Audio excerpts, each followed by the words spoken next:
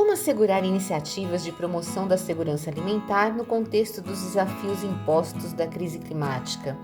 Este é o tema de nosso bate-papo no episódio 11 da série 15, Caminhos da COP30 no Brasil, a temperatura de nosso termômetro da emergência climática, e no episódio 20, série 8, da Justiça Climática, uma prioridade no século XXI.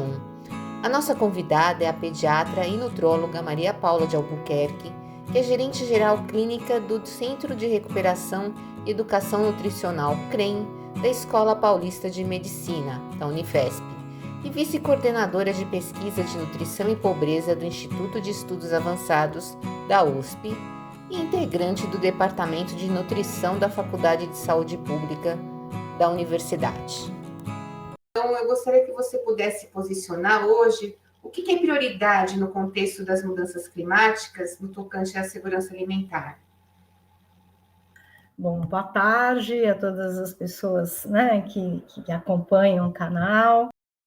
Do ponto de vista de segurança alimentar e nutricional, eu acho que a questão da crise climática, os sistemas alimentares, eles são vítimas e, ao mesmo tempo, são causadores desta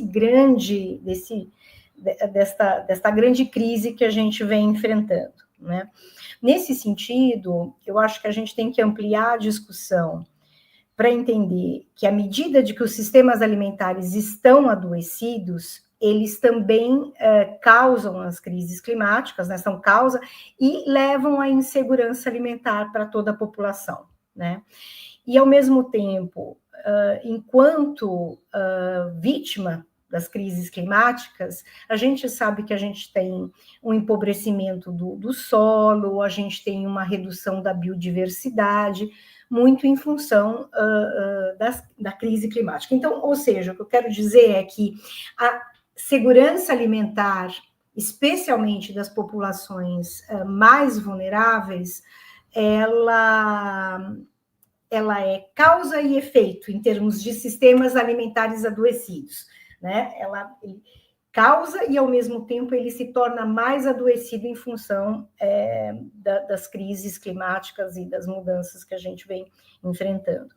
Então, hoje, a gente tem um cenário de múltiplas formas de má nutrição, né? Tanto de escassez como de excesso, e que tem como perspectiva piorar, especialmente nas populações mais vulneráveis, para os pequenos agricultores e na faixa mais próxima da linha do Equador, né?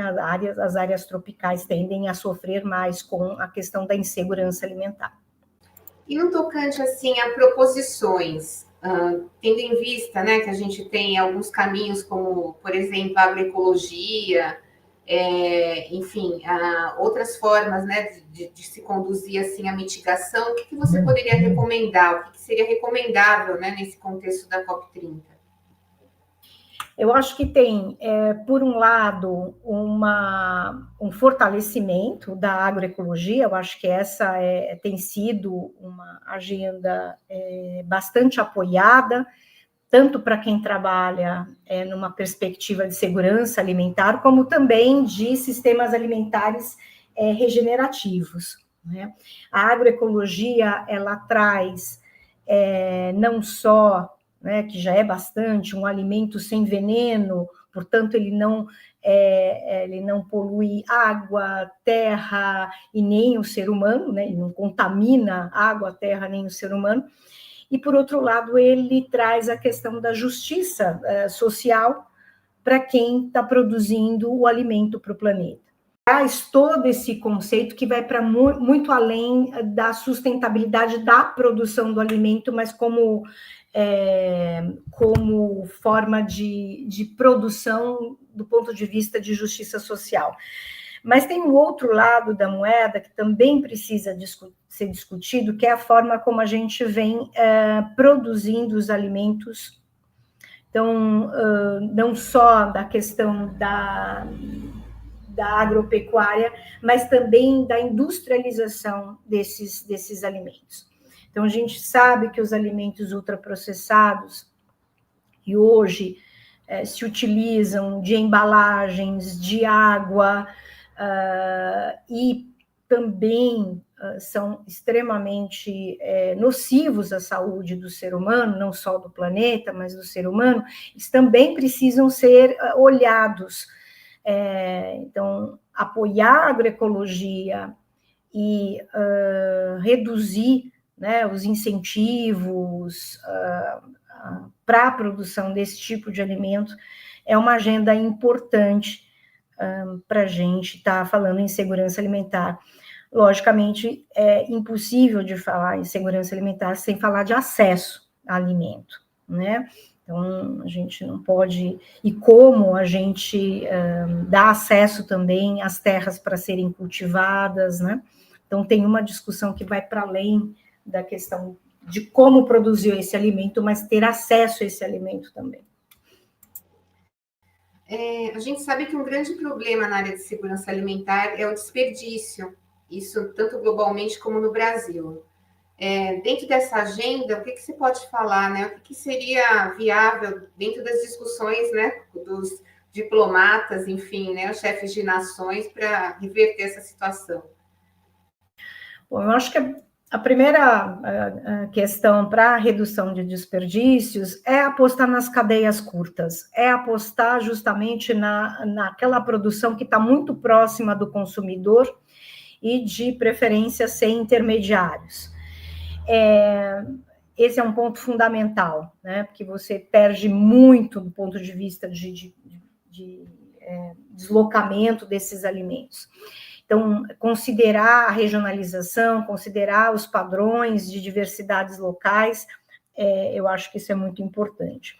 Outra coisa é apostar nos alimentos orgânicos e de base agroecológica, porque à medida de que você tem um alimento que ele pode ser aproveitado de forma integral, né, você agrega valor deste alimento, né, casca, talo, folhas, isso é uma característica do alimento de base agroecológica, ele pode ser consumido na sua integralidade, né? Então, a gente vai tendo também essa redução de desperdício, né?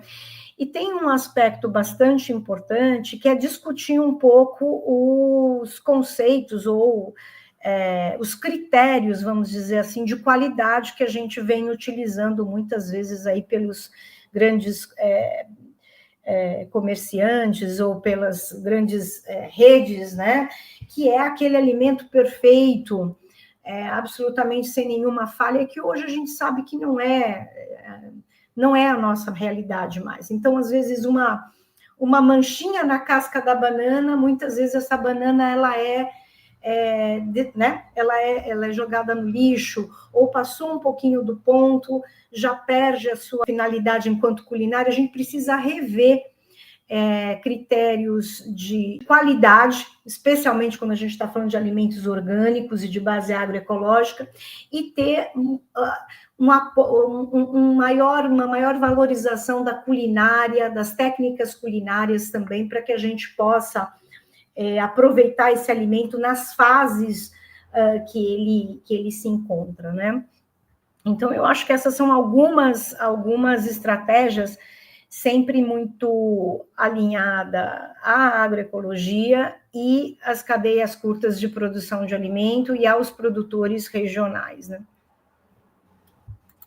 E, Maria Paula, quando a gente vê, por exemplo, a situação assim de desigualdades, né, no Brasil, né, em especial, né, a gente falando de onde nós vivemos, como é que você vê assim a questão climática, essas desigualdades de acesso e também de produção, né, na questão da segurança alimentar? O que é possível fazer, tendo em vista que a gente tem biomas diferenciados, né, também produtos, né, oriundos, né, desses biomas também diferentes? Bom, eu acho que a questão do crédito, a questão do acesso, né, do apoio financeiro para esses pequenos agricultores que sofrem mais, inclusive, com a própria questão climática, eu acho que essa é é uma urgência do ponto de vista de políticas públicas. É preciso que efetivamente se tenha um recurso e que seja um recurso satisfatório, para que esses agricultores possam efetivamente ter competitividade, né? Hoje existe pouca competitividade desses agricultores, então é preciso mudar essa lógica de mercado, né? Então, isso é um paradigma importante aqui para a gente estar enfrentando, né? Eu acho que, do ponto de vista da população, aí eu não estou falando especificamente dos agricultores, mas das crianças e das famílias que moram em comunidades precarizadas, né? Eu acho que essas políticas elas precisam aterrissar de forma mais efetiva nesses locais, né? De garantia de direito à alimentação. Então, hoje, por exemplo, a gente tem algumas políticas que estão aí fortalecendo as cozinhas solidárias, que trabalham com esse conceito de fortalecer a segurança alimentar dessas comunidades em situação mais precarizada, né? A gente tem o próprio programa de alimentação escolar, que vem olhando com bastante atenção para a redução da oferta de ultraprocessados e a compra dos alimentos da agricultura familiar. Então, fortalecer essas políticas, né, especialmente para essa população, tem sido uma forma de mitigar a insegurança alimentar dessas famílias, né?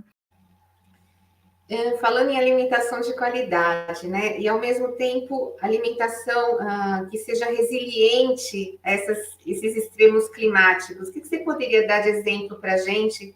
Isso eu sei que é uma preocupação também da FAO, enfim, né, dos nutricionistas, de ter alimentação mais resiliente a essas intempéries climáticas também.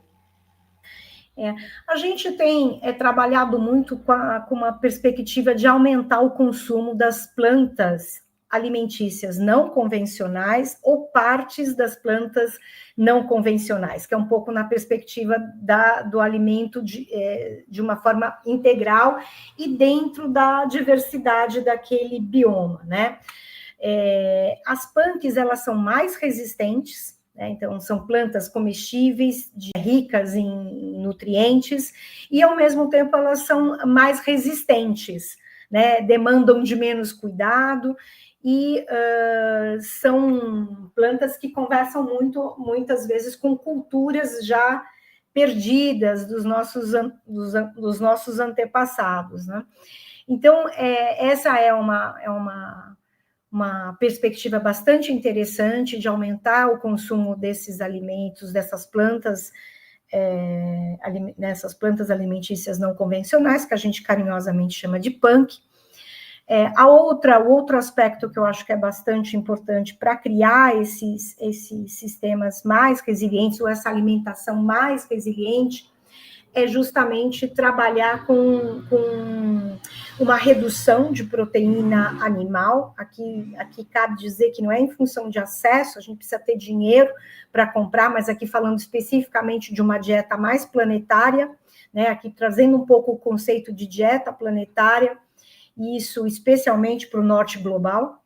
É preciso que se reduza um pouco a questão do consumo de proteínas de origem animal, mas do ponto de vista de resiliência, eu acho que a questão dos resíduos orgânicos há da gente conversar, dá da gente iniciar um processo aí de composteiras, que também é algo que as cidades, de uma forma geral no Brasil, carecem muito dessa cultura de reciclar, especialmente os resíduos orgânicos aí para a produção de compostos, enfim.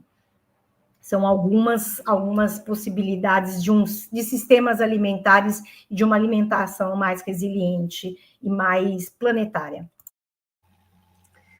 Bem, a gente está chegando aos momentos finais e eu gostaria que você fizesse suas colocações, né, com relação ao que você acha pertinente, ou então até algum documento que vai ser gerado para ser apresentado na COP30, que você, né, enquanto da área de nutrição, né, gostaria, né, que estivesse em pauta?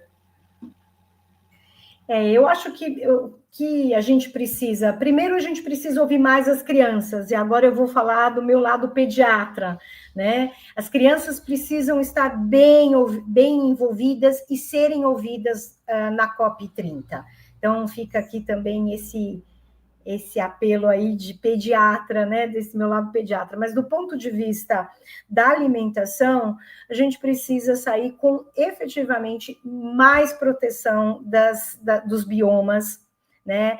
O que a gente vem observando no bioma do Cerrado e a perda da diversidade e o uso da pecuária daquele espaço, né, tem sido algo bastante preocupante. Então, a gente tem que sair aí realmente com uma agenda mais assertiva com relação à pecuária e do ponto, até porque a gente sabe que ela é responsável por um terço das emissões de gases de efeito estufa. E a gente também, enquanto área da saúde nutricional, a gente sabe que o consumo elevado de carne vermelha causa malefícios à saúde. Então, eu acho que trazer um pouco mais essa agenda, efetivamente, de apoiar a agroecologia e ter um fortalecimento da diversidade na nossa alimentação tem que ser uma agenda prioritária, em detrimento da industrialização dos alimentos e dos subsídios que muitas dessas indústrias recebem nos nossos meios, né? Bom, obrigada, Maria Paula, e que a gente possa ter notícias melhores, né, agora em novembro, e talvez, né, as crianças, né, possam também ser porta-vozes aí dessas notícias. Tá, um abraço, obrigada. Um abraço.